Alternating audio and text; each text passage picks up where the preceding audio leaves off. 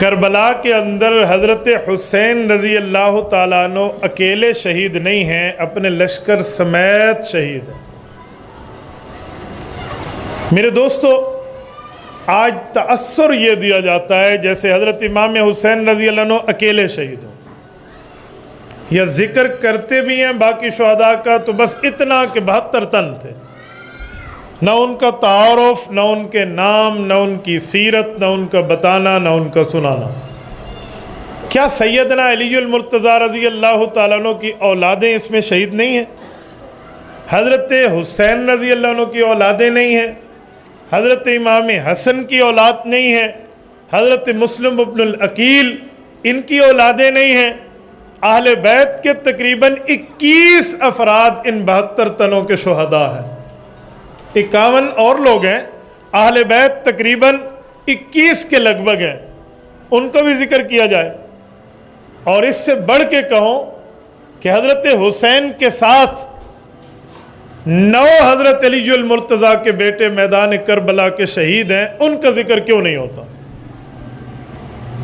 عام طور پہ صرف 2 بیٹوں کا ذکر ہے کہ حضرت حسین اور حضرت عباس، غازی عباس علمدار رضی اللہ عنہما، بس۔ آپ پوچھ لیجئے کہ حضرت حسین رضی اللہ عنہ کے ساتھ کوئی اور بھائی، ان 2 کے علاوہ 7 بھائی اور ہیں، وہ آل نبی بھی ہیں، اولاد علی بھی ہیں، ان کا ذکر نہیں ہے۔ میں کہتا ہوں بات سنیں، اگر ابن زیاد ظالم ہے اور یقیناً ہے، شمر ابن ذوالجوشن ظالم ہے اور یقیناً ہے، تو کیا ہم لوگ اس طرح ظالم نہیں بنیں گے اگر ہم ان شہداء کا تذکرہ نہ کریں جو حضرت حسین کے ساتھ جان نچھاور کر رہے ہیں؟ بھائی دین پورا بیان کیجئے، تاریخ پوری سنائیے، اسلام مکمل بتائیے، مذہب پورے کا پورا سنائیے۔ ہمارے تبلیغ جماعت کے حضرات کہتے ہیں پورے دین پر چلنے میں کامیابی ہے، ادھورے دین پر نہیں ہے۔ ہم اہل سنت والجماعت پورا دین مانتے ہیں، پورا دین سناتے ہیں۔ اب میں آپ کی خدمت میں ذرا شہداء کربلا کے حوالے سے تھوڑا تعارف پیش کرنے لگا ہوں، توجہ رکھنا۔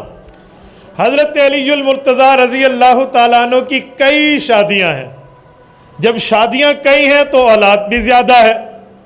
یہ جو دنیا میں اعوان قوم ہے، جسے ہم کہتے ہیں یہ اعوان ہے، یہ اعوان بھی حضرت علی المرتضیٰ کی غیر فاطمی اولاد ہے، اور یہ سید ہیں، ان پر زکوٰۃ لینا ویسے منع ہے جیسے باقی سیدوں پہ منع ہے۔ ان کے